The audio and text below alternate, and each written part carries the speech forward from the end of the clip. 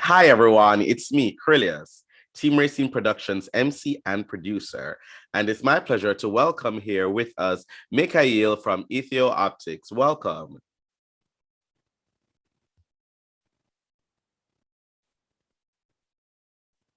Hey, Mikael. There we go. Hello, hello. Welcome. It is great to have you here with us. Thank you for being here. How are you today? Oh, well, how are you? I am doing really good. So I want to start this out by just having you introduce yourself to our audience, just to let them know a little bit about you. Hey, everyone. I'm Mikael Selassi. I'm a photographer based in the DMV and also bi-coastal in Los Angeles.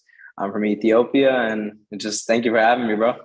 Certainly. It is our pleasure to have you here. All right. So you are a photographer. What are your usual subjects for your photography? What do you have an eye for?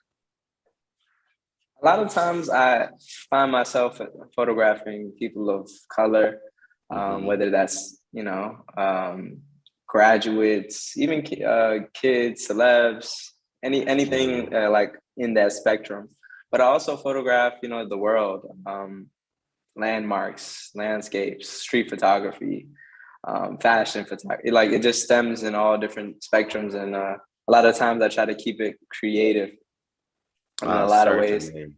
Like Yeah. event stuff is something I really enjoy and appreciate, but I also love just being just being in the mix and being involved in the spectrum of creativity. So like even putting somebody on like in space or something like that, like it's Yeah, something because I I saw love. quite a few of those as well, like fantasy type things. So do people generally request, these type of things, these edits? Yeah, once I started putting that into the universe and just putting it out, people started seeing that I was capable of different things. And then the request from, oh, hey, can you do my grad shoot? I just want something simple, turned into, hey, can you do my birthday shoot? But I want to be in the Rocky, I want to be in the desert or Mhm. something crazy. Like the request changed after I showed people my capabilities. So how has it been since I know, the pandemic came and everything, so a lot of places got shut down, and as a photographer, you're taking photos at different things and Yeah. events. Thankfully, things are now opened up, mostly again. So how was that transition for you? It was honestly a bit, yeah, it was pretty bad. Like there was times where it was not much going on and it felt like I wasn't necessarily creating as much as I wanted Yeah. to. And I think just tapping into like just ideas and just planning things out gave me hope. So when everything did open up and people were a little bit more like open to doing, working in closed confined spaces and studios, Mhm. then I had stuff planned already. So it just kind of flowed. So it gave me something to look forward to, just planning and preparing. It honestly gave me a lot of like time to reevaluate and reflect as well. So I it know for wasn't the many, worst, but it got bad a little bit. yeah.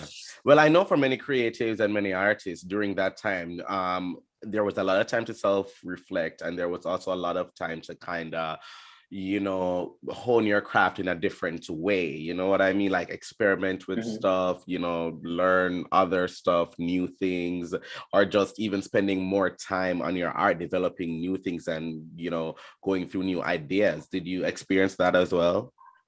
Absolutely. I think this is the time where I cultivated that creativity, started looking into like how can I expand on my photography and abilities and just create like just kind of move with the world. The world is getting very, very, like we're getting to that age where things are that we didn't think would be in our lifetime are here.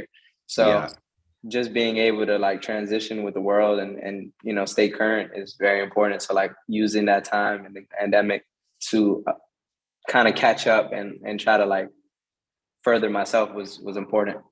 Yeah, certainly. No, when you're taking pictures, especially at events, and Mm-hmm. what kind of human moments really speak to you to say, I want to capture this moment? What kind of things jump out at you that, really just inspires you to want to take that photo and, preserve that moment? That a lot. I think that's a great question because it really comes along, like things come along like spontaneously, even sometimes through music or just watching something happen or watching a movie, just walking on the street and seeing somebody Mhm. doing something. You're like, whoa, that's inspiring. Maybe I want to recreate that, or just seeing like a good show, or just seeing the topics they may talk about the shows. Like, how can Yeah. I put like put this topic into a photograph, or how can I like manipulate something and kind of construct it into my own Mhm. creation and have meaning behind it. So a lot of times I get inspired from music, listening to the world, even smells. Like, yeah, I'm sure if you go to like a Macy's and smell perfumes, you're gonna Yeah. get certain, everything that enters your body creates, it affects your like body, whether we know it or not, even the food that we Yeah. eat. So it's like inspiration comes from everything. I hope I answered your question. I feel like I'm going on a tangent. Oh no, no, I like that. It's Yeah. so that's good. That's good. So Yeah. when people come to you, how if they want to reach out to you to get Mhm. photos or anything like that, how are they able to do that and follow you on social media and keep up with that? How are they able to do that? Well, all my social media is Mikael Selassi. And also, you can find me on Instagram, Twitter, Mikael Selassie. You can find my website if you ever want to collaborate or connect or just book a shoot. You can also go on my website, ethiomike.com. And I think Awesome. that's really the best way to get in touch with me. 100. That's so great. So if you were to leave any give any words of encouragement to young artists out there, young photographers Mhm. who they've just started out and they want to know what it takes to be successful in this industry, what would you say to them? Well, just be prepared to lose it all. Like in times where like my biggest failures and I made the biggest mistakes and I thought I lost it all. Hmm. Every time I felt like I lost it all, I gained something even better. So don't be afraid to lose it all. Don't be afraid to fail. Don't be afraid to make mistakes. Like really embrace it. Like you got to fail forward. You have to grow and glow into like another frequency. So the strives and the struggles that you're going through right now, or just buying equipment, things of that nature, just let it fuel you. Don't let it like deter you. Like that's what makes great people, like difficult circumstances, growing through it, like really pushing through. So I think just being able to like lose everything is is Yeah. is a way to understand like you can lose everything at one day and then have it all the next. Like of course it may not just be that like such a quick cycle of and like Yeah. Rome isn't built in a day, but really just tapping into like sacrifice and failure. Like people will tell you like just keep pushing, and that's really all it is. Like I think I had one of the greatest my greatest advice from somebody was to just hustle. Like there's no other way around it. There's no Yeah. shortcuts, and people think there's shortcuts, but those shortcuts are shortcuts for a reason. They're not going to pay off in the long run. In So the long just run. I just say plant seeds every day, and then one day your trees will grow. And make Certainly. sure to And before water I your let seeds water your seeds, for and sure. before I let you go, the name EOPTIKX. So you are Ethiopian. How has your culture kind of infused, into what you do, and how did you come up with the name? Definitely had a conversation with one of my close friends. We were just sitting down. And I said, "Yo, I just can't really come up with a photography name." And I always thought like, well, I can't start my business without having a name. And Mm-hmm. it was just like I was just like really like it came to me, and then it came like he also like was like, okay, thinking glasses, like okay, optics. I wore glasses at the time, Mm-hmm. and he was kind of like picking on my glasses. Then I realized, wait a minute, optics, Ethio, and then I'm Ethiopia.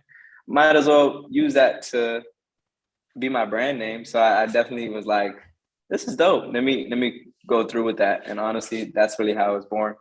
There's times where I'm like, I may transition into something else, but for the time being, I love that name. Yeah, I'm into it. It talks about your culture, your heritage. So that is really good. That's important. Well, thank you, Mikael, so much for joining us today. It has been such a pleasure. And I wish you much success on everything else you have coming up. Thank you, brother. Appreciate you. Thank you so much. And to our viewers, thank you for watching. Bye, everyone.